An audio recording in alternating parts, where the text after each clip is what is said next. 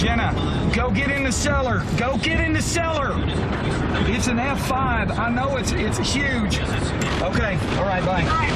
I don't think she actually knew the magnitude of it. This thing is sucking in everything. Oh my God, I hope it don't go towards our house, man. I don't know what to say. You feel so powerless. It's going through my town, man. And it's gonna hurt some people. It's gonna hurt some people bad. I was praying that it wasn't going to go north. If it went north just a half a mile, it could have hit my home. I knew this was a killer tornado, and I knew someone was going to die. This is now going to be, it looks like, crossing I-44. This is going to be just north of Newcastle. More than likely, it's going to stay going east here, so this is going to cross over the Canadian River. After we closed up the shop, I just had this really weird feeling. I was like, you know what? I'm just going to go pick Benji up. I just started heading to Moore, kind of went to the back roads because the highways were backed up. And I just remember the people stopping, and I was thinking to myself that, why are you stopping? Northeasterly now, but barely, okay? Oh my goodness. Right now, I'm at 134th. And that was when I saw the tornado come down the first time. And my wife was texting me back, are you on your way to pick up Benji? I said, yes. I said, stay where you are. I'm going to pick him up.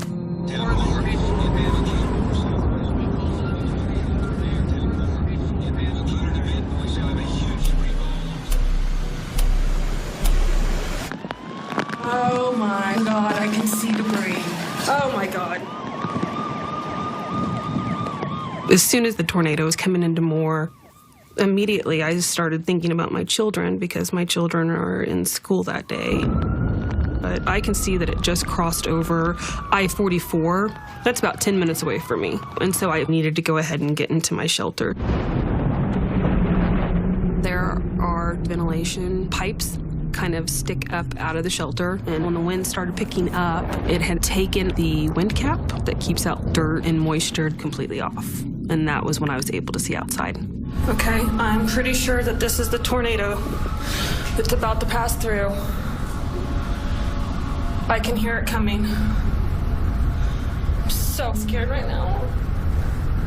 My shelter is old. It's real creepy, it's dark, and I was frightened to death, and it was pretty traumatic. I'm lost right now. I'm so worried for my boys. I thought the world was gonna end, honestly. I mean, the shelter could fail, and I didn't know. My worst fear was ultimately dying. 269 headquarters is gonna be approaching 4th Street in Oklahoma City, a little bit west of Santa Fe. Good Lord. Officers started kind of spanning out around the city, trying to stay out of its way and trying to let each other know where it's at. 272, we got some rotation above our heads to the right.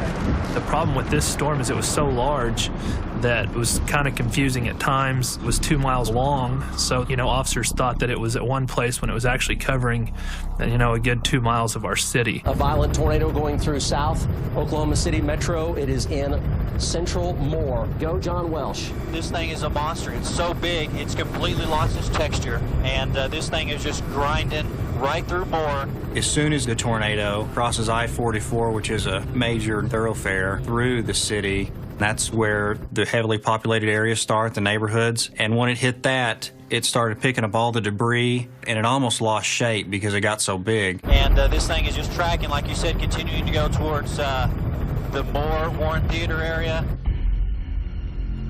Our main purpose is to give people that forewarned shot of exactly where the storm is, what preparation they need to take, and if they're in the clear or if they're not. We kind of take off the TV shirt, we kind of put on the life-saving shirt. So this is definitely something that you need to be aware of, and get in your tornado shelter area right now.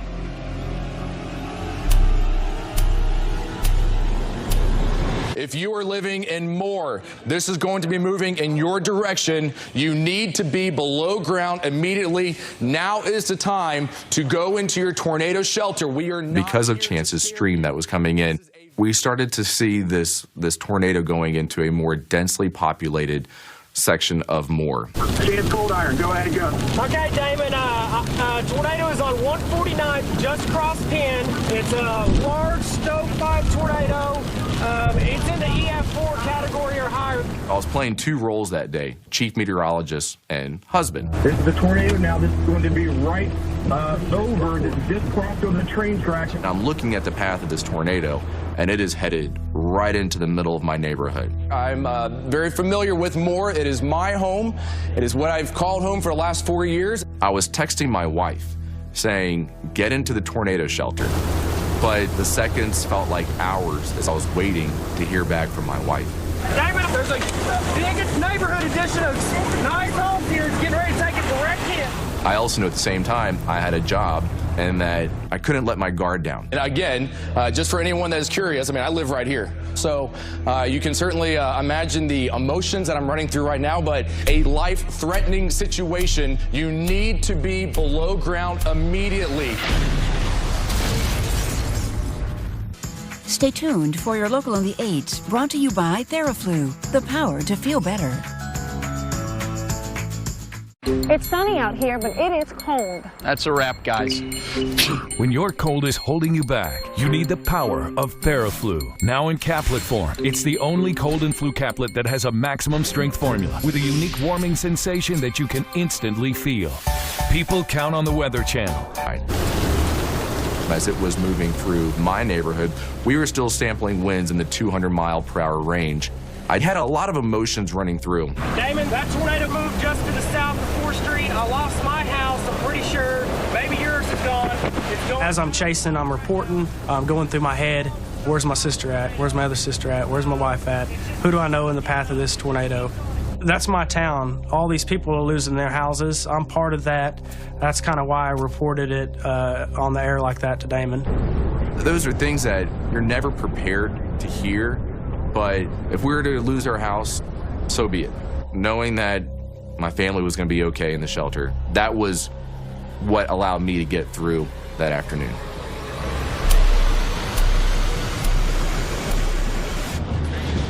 This is unreal. Power lines everywhere. It's dangerous, very dangerous for me to be here. I'm telling you, it's it's incredible.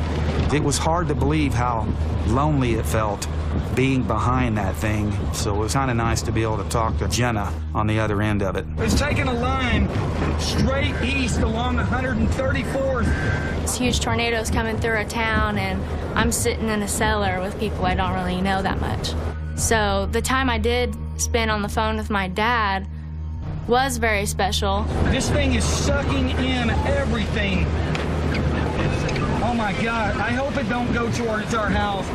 I could hear the wind behind him on the phone. I could hear how crazy everything was, and I was really scared. I gotta stop. The trees are down, I can't get through. Jenna, I can't tell you, I can't stress to you enough. Stay in the cellar, all right? It was amazing that I was keeping communication with her with an F5 tornado between me and her. Hey, are you okay? But, even though she's in a storm cellar, I thought the thing was going to go right over the top of her. I really did. I was really, really starting to think that I didn't have a home to go to. I'm trying to get back. Okay, so be ready. Be ready. I cried, especially when he told me, get ready, it's coming. It's going to hit our house. Just be prepared. I'm thinking, dang, I'm about to lose everything. It's coming right towards our neighborhood, Jen. There's nothing we can do about it. Nothing. We're helpless. The tornado's gotten very well defined now. It has really intensified. You need to be taking your sheltering activities. It will probably be there within minutes, so a dangerous situation. No, we still got time, Joe. We still got time. Hold on. Stay with it. Wow. Roar. Huge debris. Huge debris. You could feel the actual roar of the tornado. It was just a beast.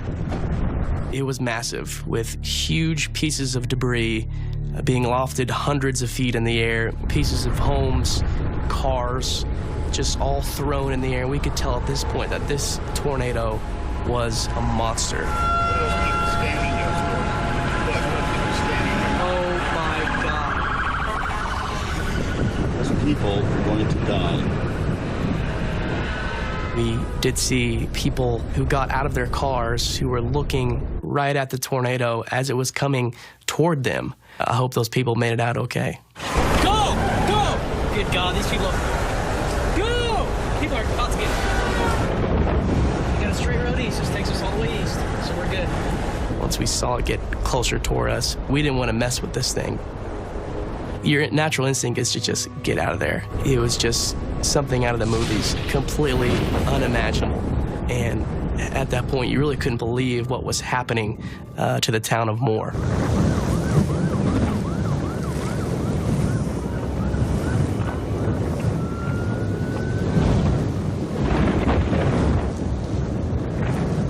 I ran from my van into the office. I was asking where's Benji at. She said they're back in the restroom.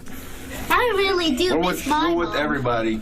By the time I got into the bathroom, the power was out, and I just remember having to tell him that we can't leave. I have to stay here because it's right behind us. Mom's asking if I'm with you. He wanted to talk to his mom, so I was taking these video clips at night. I was sending them to her. I told him, the boys, if I go, you stay holding on.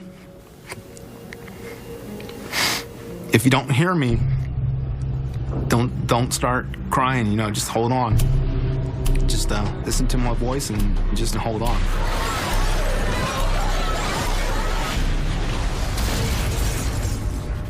Enter the world of DiSerrano.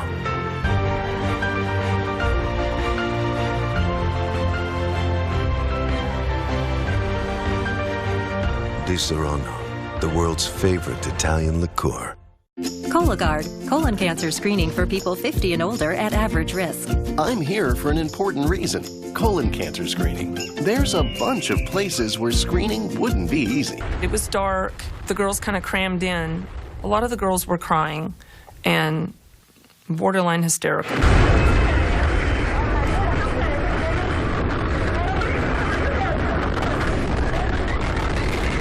When the tornado hit, I thought, I have no control here. I'm about to die. There are kids here that could be killed. I just knew we needed to hang on.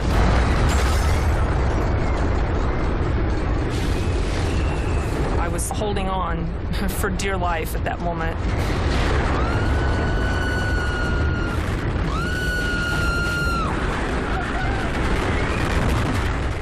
I let out that scream, and then I realized they need me to assure them that we're fine.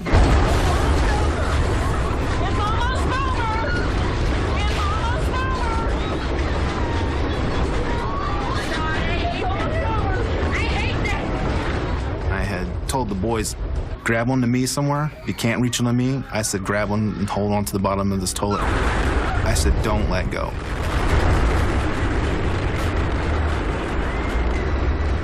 I held my arms like a football stance over that toilet. And I knew that I had to keep these kids safe. One of the boys said, can you feel the breeze?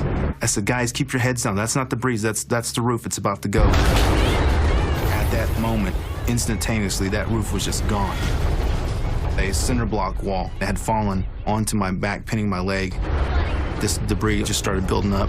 I literally thought I was gonna be crushed. I was scared. I was really scared. I wasn't gonna come out at all. There's damage to the roof. It's okay. We're in a brick building. It's okay. After the tornado had gone over the top of us, I could see the kids were safe. So I opened the door, and I could not believe what I was seeing. Oh my God. Oh my God. Oh my God. Oh my God.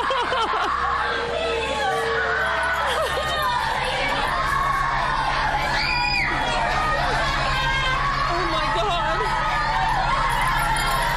Oh my God. Oh my God.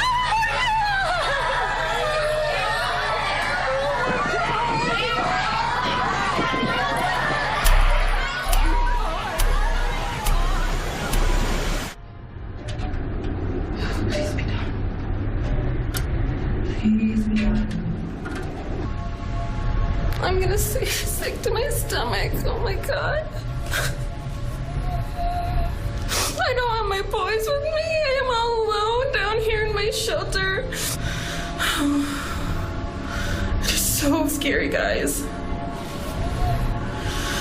All I can hope is that it's not that bad.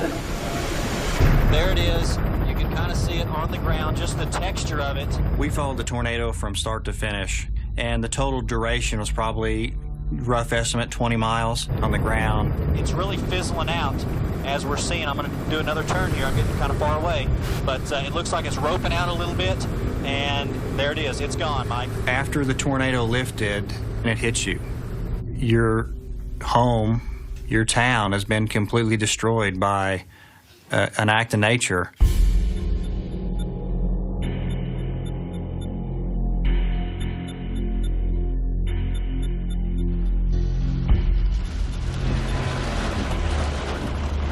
Our response time to get to the area that was hit was within minutes. But to start the search and rescue and control the scene was very difficult to do because we had to cross the path that the tornado come through. It takes you a second to just kind of grasp what has happened, but immediately you hear people screaming for help. And there were a lot of people stuck in shelters or stuck under debris.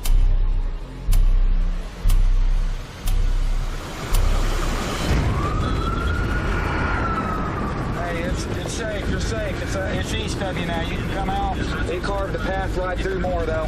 Bye. Let's get another shot there. But you can see. I'm heading to the east, and all I was thinking about is, I've got to get home. I got to get to my neighborhood. I've got to see Jenna. When my dad said I was safe and I could come out of the cellar, I really didn't know what I was in for, coming out and seeing everything. I'm crossing the path right now. I'm starting to see a lot of damage. I'm starting to see debris all over the roads. It's really starting to become real. Oh my God. Huge amounts of damage. I just drove by a concrete slab, and I didn't even realize that the concrete slab was a 7-Eleven. I heard later on that the husband, wife, and an infant baby that died in that store, and you know that was it was devastating.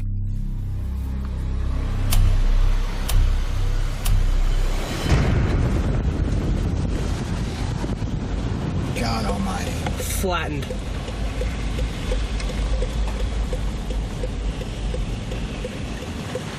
We kind of looped back around to the west. We knew that we were going to be some of the first people to arrive. Jeez, this is the worst I've ever seen. Good. Look at that car, Mike.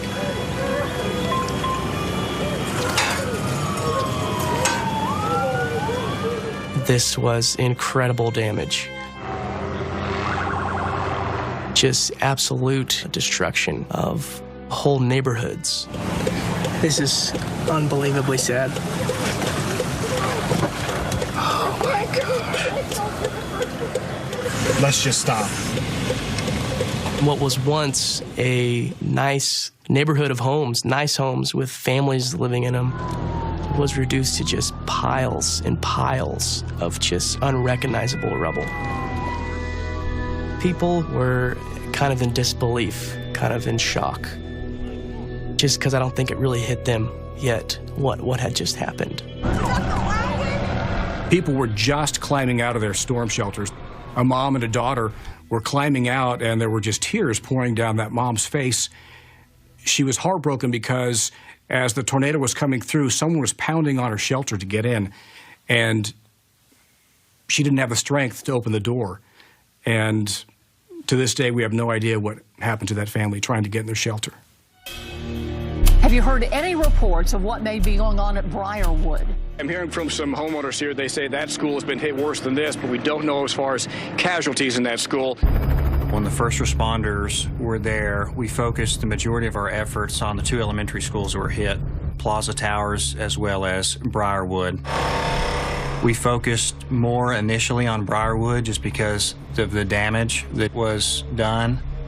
And as we got closer into a neighborhood there next to the Briarwood Elementary, we were seeing the parents who were going back to see if their kids were okay. Anybody look for their kids? Yes. No good. Kids? First graders? Yep. Officer right there, I'll tell you. Just seeing someone know that their child could have been killed is something that you never want to see.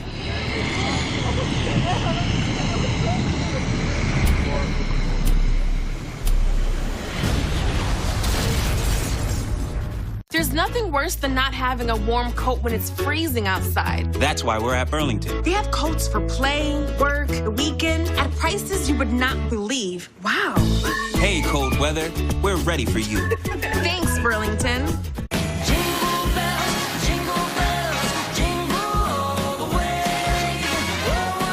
When someone cares enough to make it the most wonderful time of the year, it doesn't go unnoticed.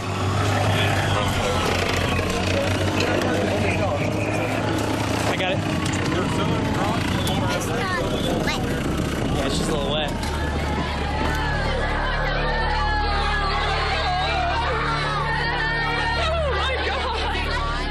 We went out to the end of the parking lot.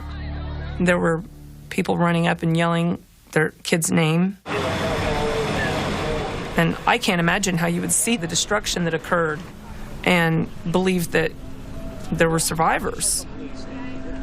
Amazingly enough, we were very, very fortunate, and no one died in our building.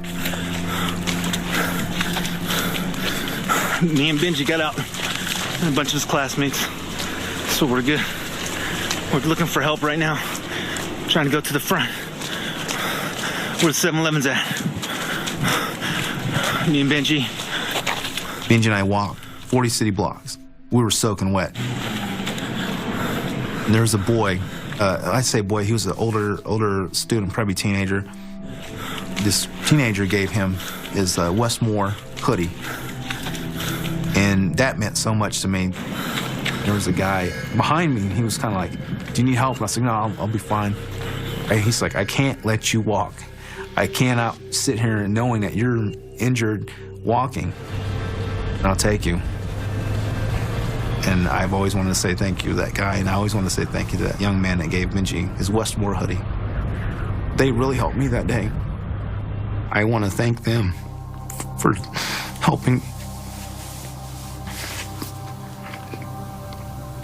helping me that day.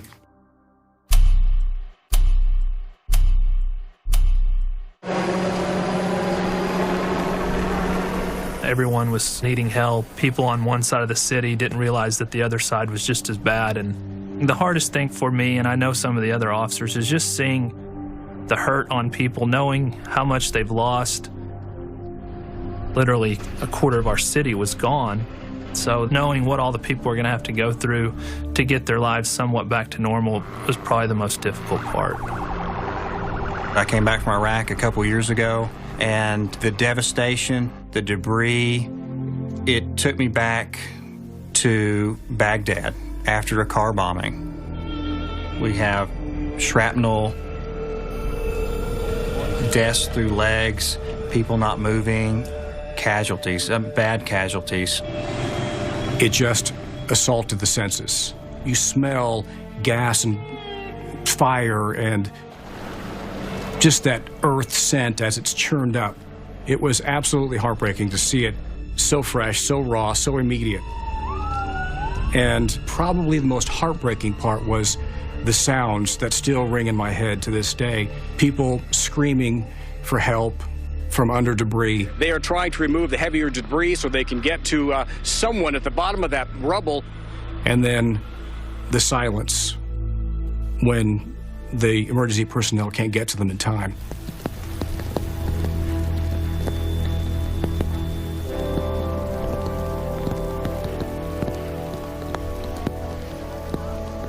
We have kind of the basic stuff, the first aid kit, some gloves, which proved to be very handy that day, and just some heavy-duty boots.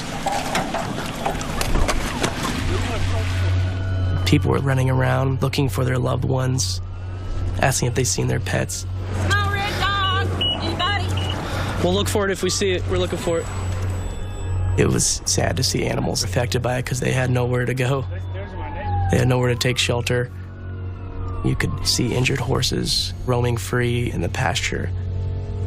Some of those horses had to be put down just because they were so badly injured. Periodically, you could hear gunshots in the distance, which was very heartbreaking.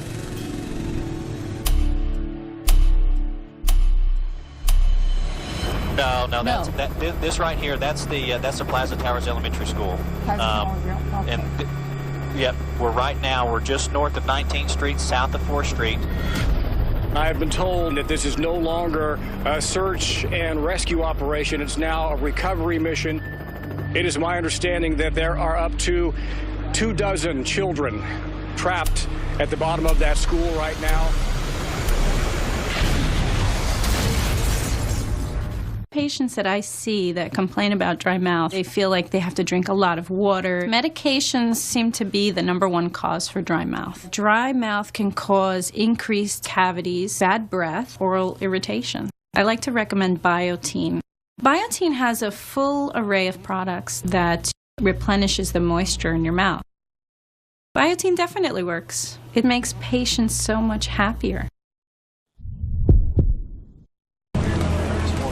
There were 7 children who didn't make it out alive. And I understand they're going to start pulling these tiny victims out of the rubble here shortly. But there's one image that stands out in my mind. I saw the search and rescue personnel, and they're heaving tiny desks and chairs up in the air, and then you know beneath all of that there are children who unfortunately didn't make it out alive.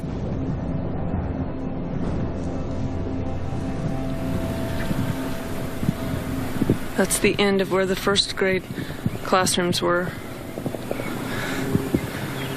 After the tornado, there were these levels of accepting how serious the situation was. I felt like I needed to process everything. And so I went back. There's a car in the middle of Mrs. Goodman's classroom. I saw X's spray painted. I knew that meant that the first responders had gone through everything, checking to see there had been loss of life. We were just so fortunate. That was the girls' bathroom, and there is the boys' bathroom. This is where we were first lined up when I was texting parents and friends, and the lights had gone out, and then we went into the bathrooms. That's my door right there. As teachers, your classroom is like your second home, not only for yourself, but for your students. Oh, God. It's hard to see your classroom home just destroyed. A place that used to be full of kids' laughter and learning and activity and all that kind of fun stuff, just ripped apart. But I was so fortunate. Did not lose my home like so many, my children's lives, and my own life. It's a reminder that our time is short. Appreciate your loved ones, appreciate the time that you have.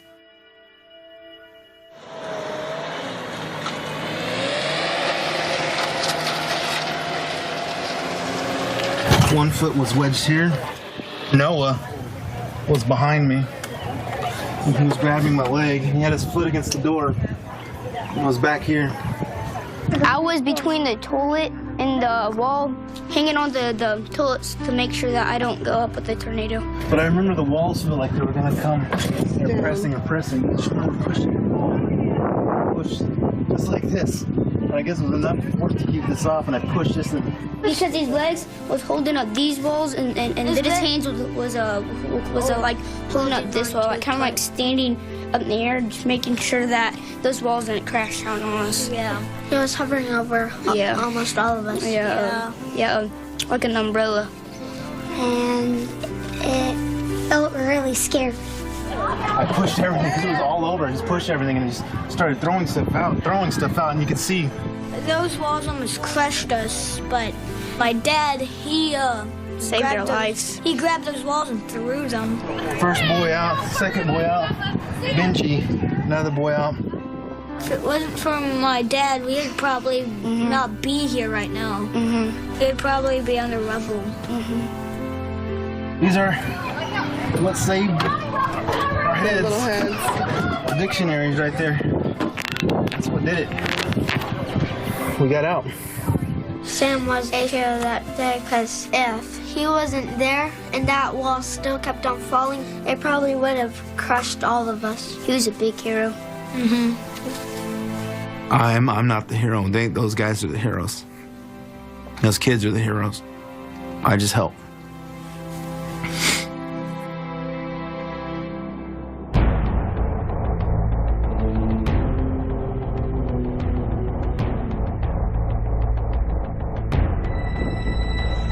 Anytime you have fatalities in your city, you feel somewhat responsible for that. You know, you don't want anyone to die in your city, especially kids. But just seeing that it had gone through several schools, just looking at the center of it, I didn't know how anyone could survive. My kids were okay. Going through something like that really teaches you to be grateful for what you have, because I just saw my neighbors lose everything. Oklahomans are very tough and resilient. You care about your neighbor. It's you last and everybody else first. And that's the kind of love that you feel here in Oklahoma. When we first came into the damage path, there was an American flag hanging from a tree. I don't think somebody put it up there because we were there that soon and it was hanging there. That image right there kind of stuck out in my head, like, why is that flag hanging from the tree just like that? When so many houses were gone. We actually had minor damage at my house, but 100 yards away, there's nothing left. We didn't lose our house, but I knew that there was still a lot of tragedy. Okay, I know my family is okay, but I know that there are many, many families out there that are not.